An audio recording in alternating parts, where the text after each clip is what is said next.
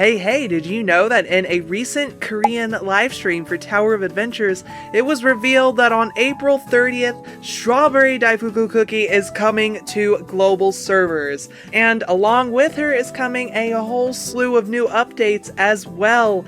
Quality of life for new players as well as veterans. That's right, our prayers have been answered.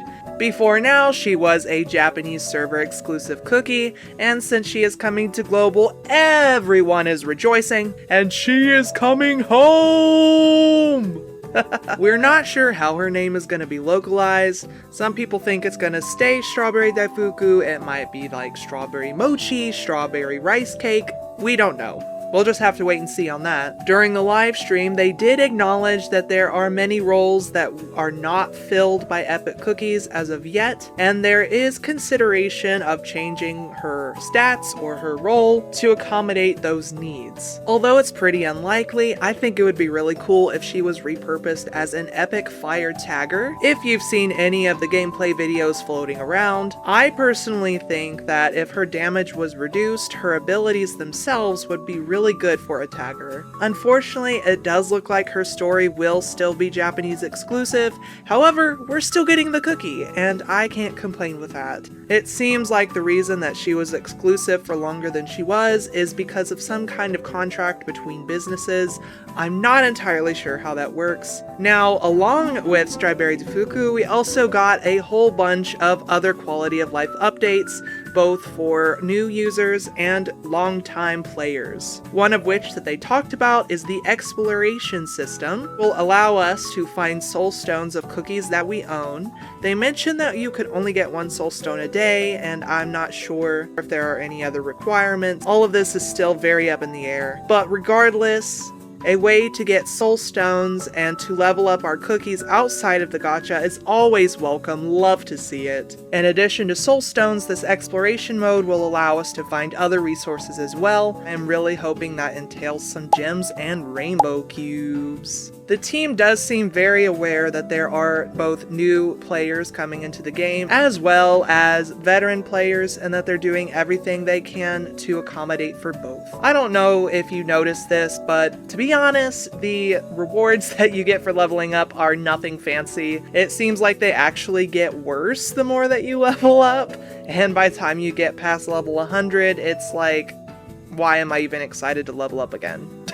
Right? So they are going to be implementing some perks depending on your train level that you can look forward to. One that they mentioned was needing less blessing points in order to get special equipment in raids, which is going to be a really big motivator for a lot of players. They also mentioned something about having 2 books a month, and that it would be 2 difficulty modes of the same story. From what I'm understanding, I was watching a Korean live stream with English subtitles, so I could very well be misunderstanding that. And you know, I really wish that they would do some more English live streams and, you know, connect with us non-Korean players a little bit more, but you know, it is what it is. I am really excited regardless of getting some more story content, and since Tower of Adventures does not have voice dubbing, I will most likely take it on myself to do that.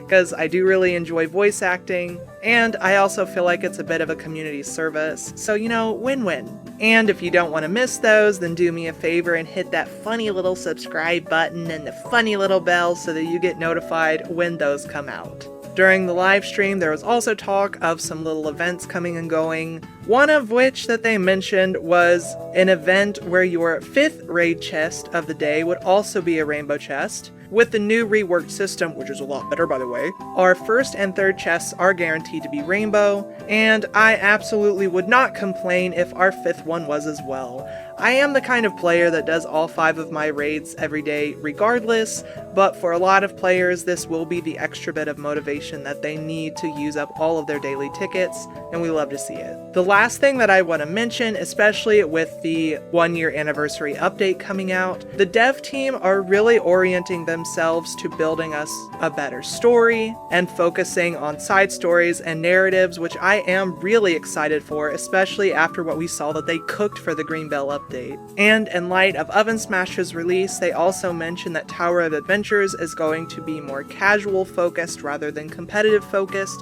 which I think is a really good move. because there are a lot of players who play Tower of Adventures who do wish that it was less competitive. And for the people who are competitive, Oven Smash is coming out in beta very, very soon. And you know, after beta comes the actual game release. If you are the kind of player who doesn't really like it competitive and you just want to casually play with your friends and fight bosses and grow your cookies, Tower of Adventures is definitely going in that direction, which I am very thankful for. And that is all the news that I have. I will link the live stream in the description if you want to go check it out. The translation for the subtitles are a little bit weird. You may or may not be able to do it on your phone, but if you are on desktop, you will have to auto-translate the subtitles and hope for the best. So yes, there is a lot on the horizon to be excited for. Have a blessed day, y'all, and keep being awesome. See ya!